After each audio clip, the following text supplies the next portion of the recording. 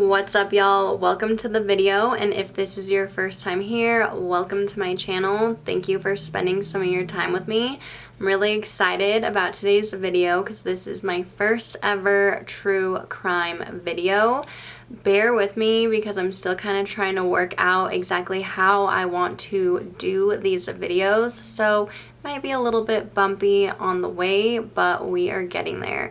I'm going to be doing my makeup while I tell you guys this story, so if you want to know any of the makeup deets, they'll be down below, or feel free to drop a question in the comment section and I will get back to you, because I will not be discussing any of the makeup details. Other than that, let's get into the video. So today we're going to be talking about Harold Frederick Shipman. He is known as one of the world's most prolific serial killers.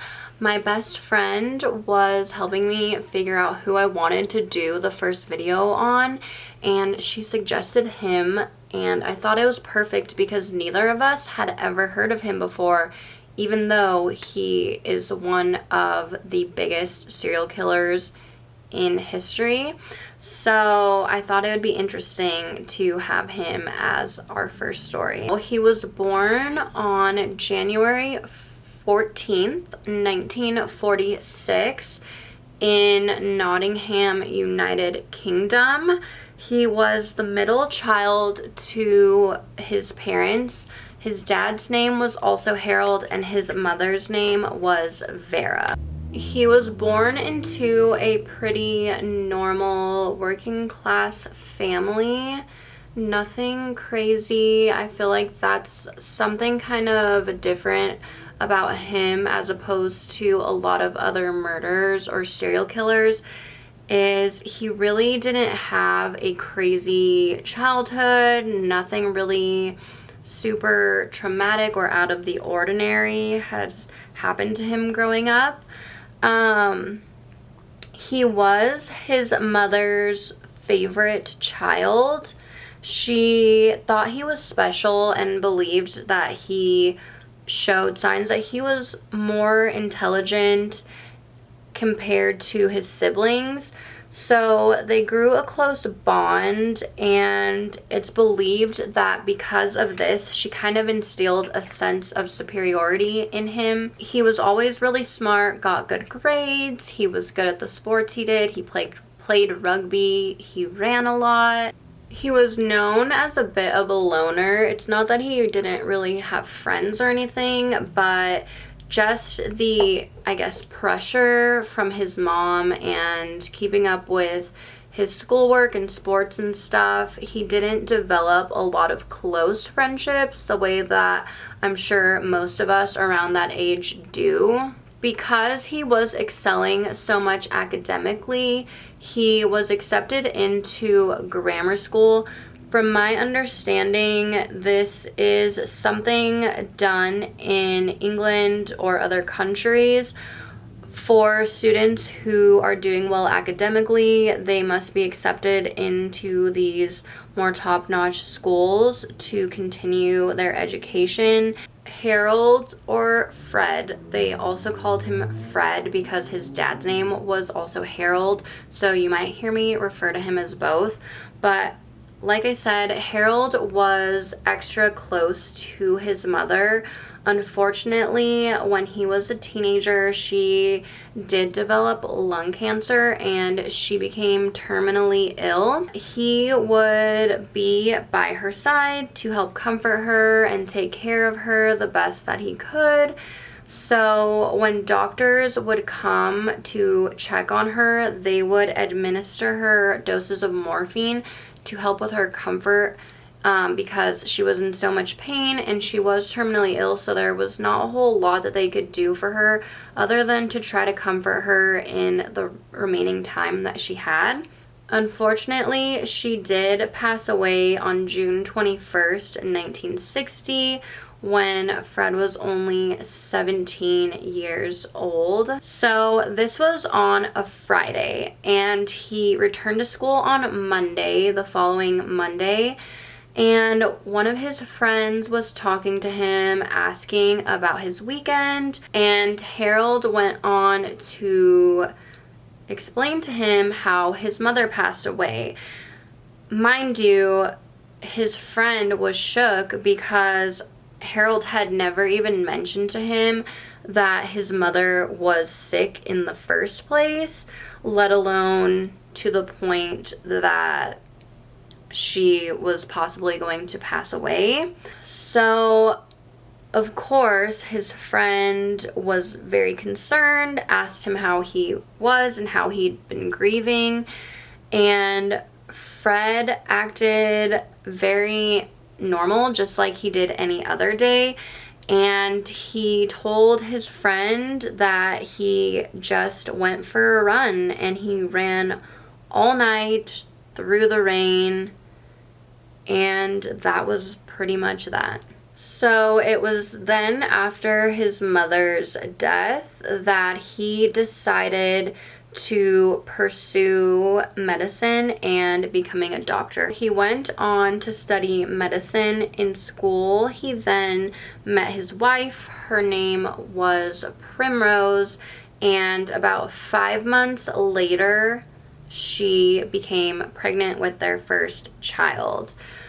I'm not too sure why, but there was said to never even have been any photos or anything of their wedding or marriage, but you can see some photos of them and their children. So in 1970, he was studying medicine at the Leeds School of Medicine. After finishing school, he began training as a junior doctor.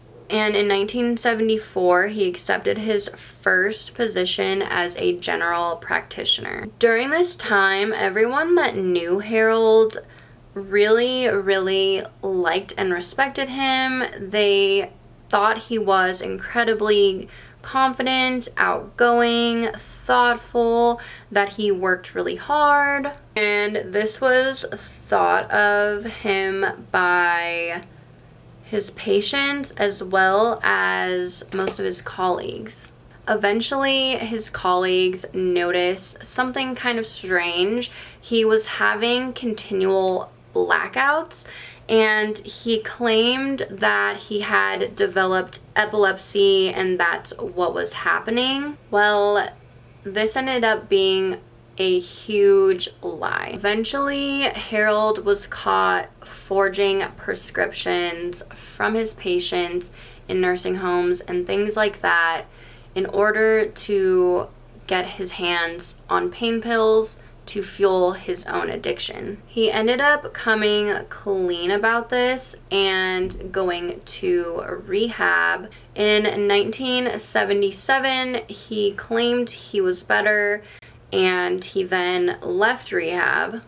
So in 1979, he applied to join a group practice with 6 others in the city of Hyde. It is believed that he was given a second chance because when he interviewed for this position, he was very open and honest about his past and everything that had happened. So they believed that he deserved a second chance and that he had probably changed since he was being so upfront with them about everything. Harold then threw himself into this community. Not only did he begin working at this practice as a doctor, but he got really involved with his community. He joined several local organizations, and he just became very well liked in this small town. His growing popularity amongst the community in turn also left him with a long growing waiting list of people who were interested in going to see him as a doctor as well. Everything was going well and smooth for quite some time, and then in 1991, as a huge shock to everyone at Donnybrook, which is the practice that he worked at, he announced after 12 years of working there that he was going to open up his own practice. Not only was he going to be leaving Donnybrook, but he was also going to take his long list of over 3,000 patients with him. So he went on and he opened up his own practice, apparently on the same block as Donnybrook where he had previously worked. And I believe the name of his practice was known as The Surgery, or at least that's what all of the signs said up top of the building from everything that I've seen. So he practiced medicine throughout the 80s and 90s. And then in 1998, one of the local funeral homes started to notice some weird things about him and his practice. They noticed that an alarmingly large number of his elderly patients had been passing away. And it wasn't just the funeral home noticing this, it was other customers, coworkers, people in different offices. Just several people were noticing that comparatively he had a large number of deaths on his hands as opposed to some of the other doctors that were doing the same kind of work as him. Even though some of this was a little bit suspicious, people were kind of unsure on how to feel or what to do because he was a very, very well-liked and well-respected person in the community. And obviously, no one really wanted to think anything crazy. The owner of the funeral home decided to confront Harold about this. He did respect him just like many others, so he wanted to approach him and ask him himself first before assuming and causing some crazy commotion without really knowing the truth. When Harold was confronted about this, he had a perfect explanation for everything. He had death certificates, he had cremation signatures, plenty of notes from any deceased in question from their previous appointments and stuff like that. So he had his records and his files in order, and he was able to pretty much explain everything that the people were wondering about. He acted very kind and collected and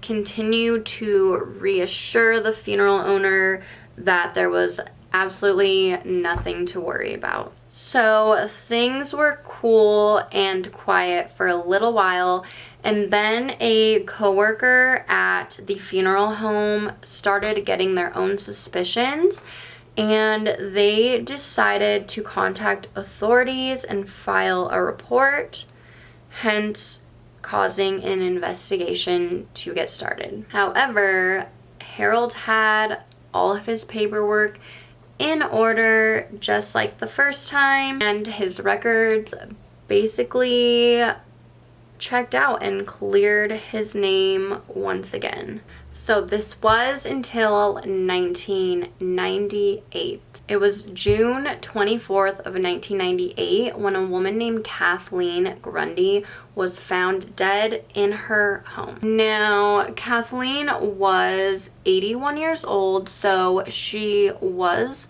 a little bit older. However, her death came as a shock to many because she was known in the town as being very lively, very well known.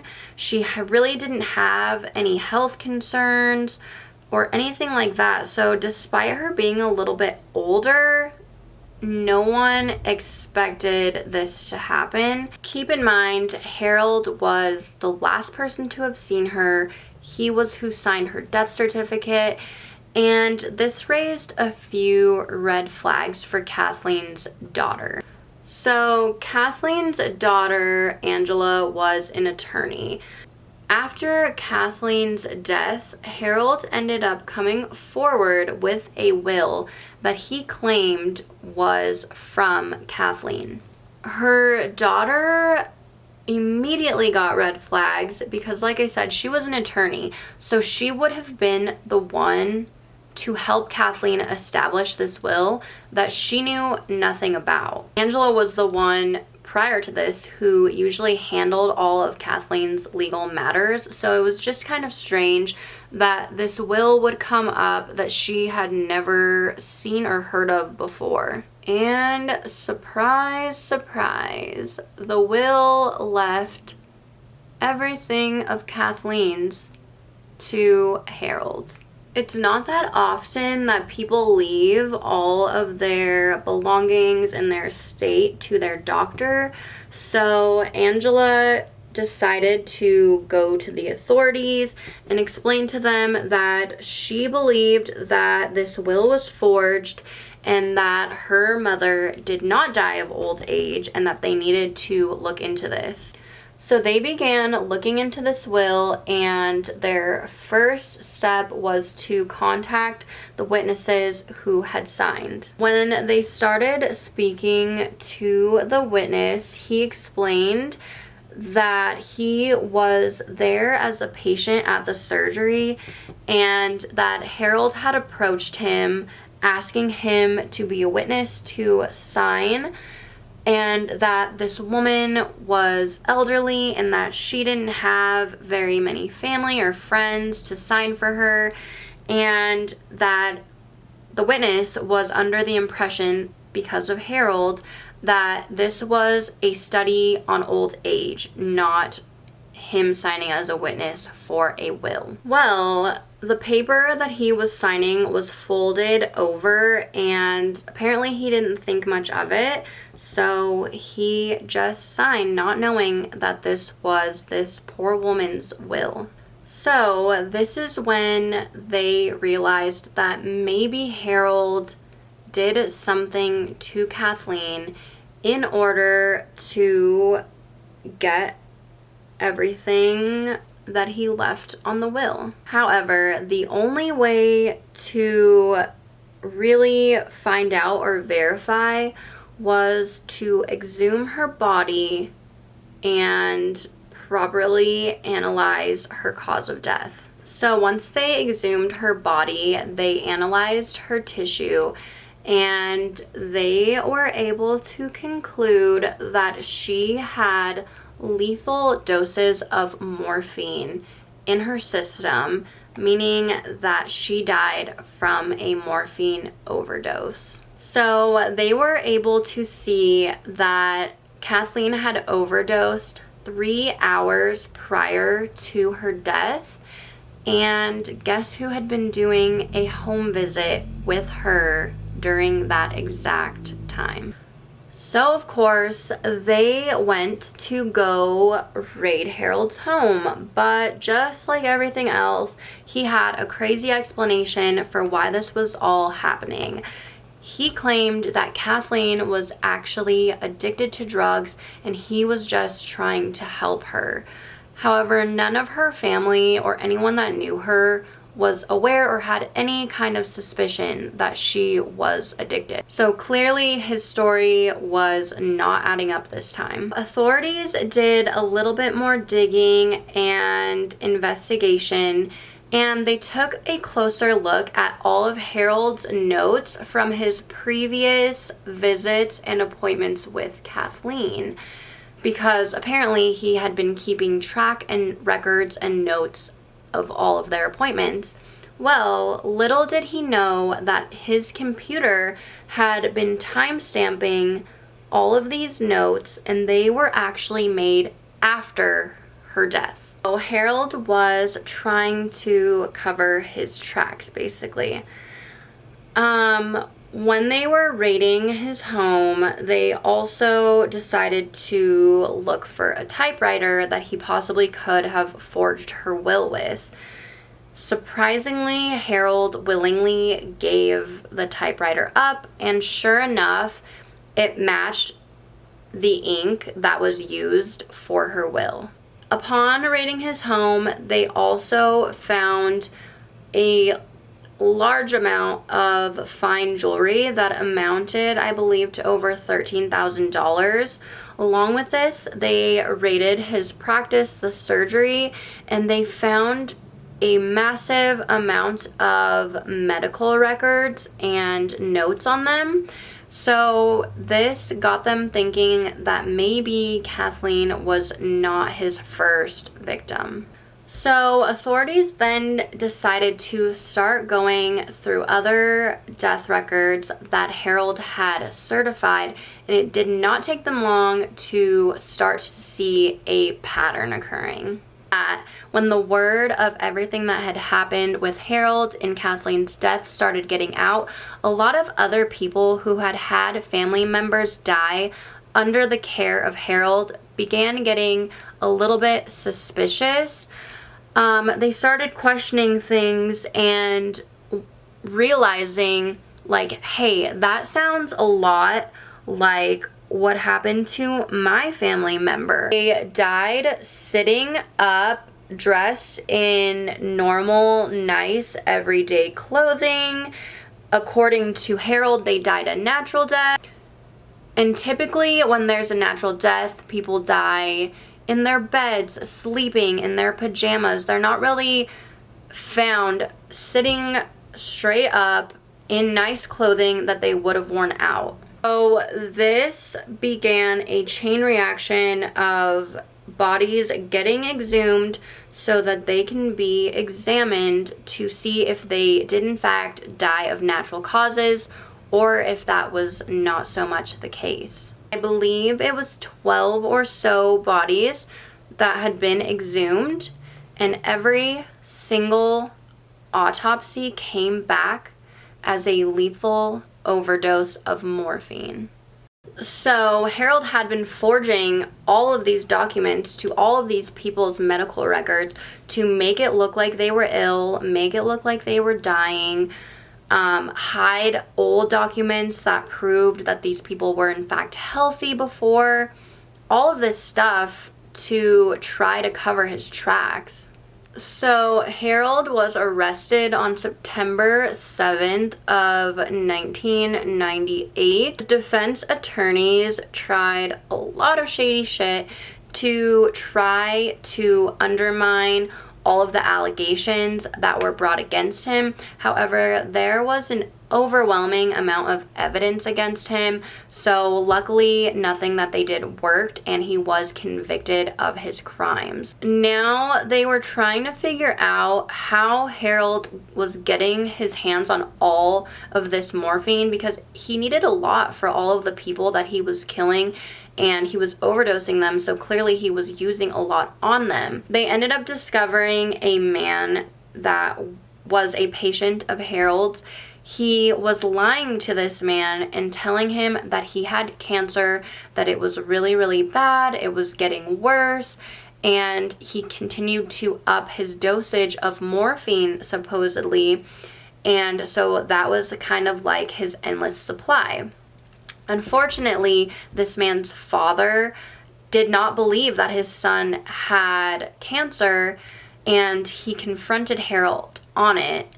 Well, it was a little too close for comfort for Harold, so this man eventually became one of Harold's victims, and he ended up killing him through overdose of morphine. So on January 31st of 2000, Harold was officially found guilty. He got a life sentence and was charged with 15 murders from 1995 to 1998.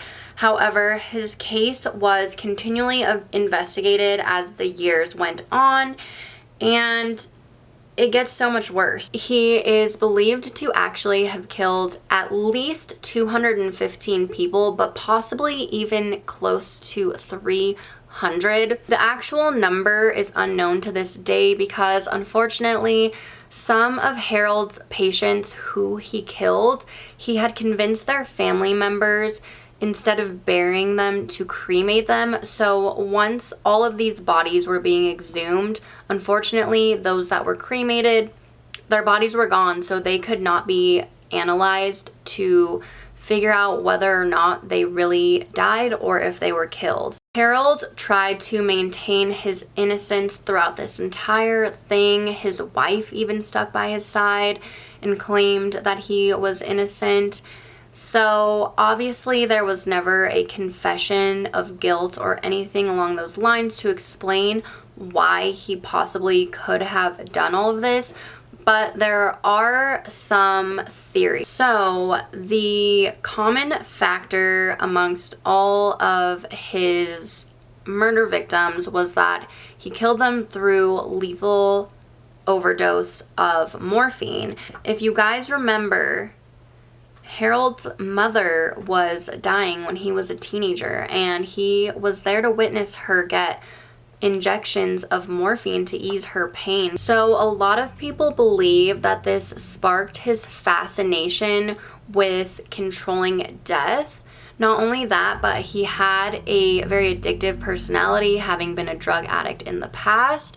So many believe that he then became addicted to killing. So a lot of these victims' family members wanted an apology. They wanted a confession from Harold. However, unfortunately, on January 13th, 2004, Harold was found dead. He hung himself and committed suicide in his prison cell. This created a lot of controversy. There were some people that were pissed. They thought that it was a cop-out and they wanted actual justice. And then there were others that were happy, that celebrated his death and him being gone. A lot of people question this as well because he continually maintained his innocence.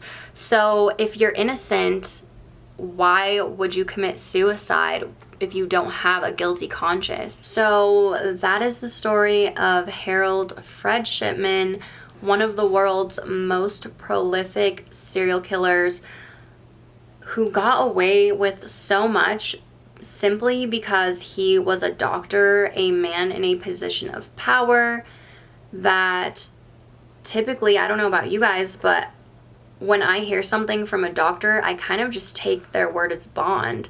So hopefully that gets all of us thinking to question things a little bit more and watch our own backs, because you really never know in this crazy world that we're living in. That is it for me, guys. Thank you so much for watching this video.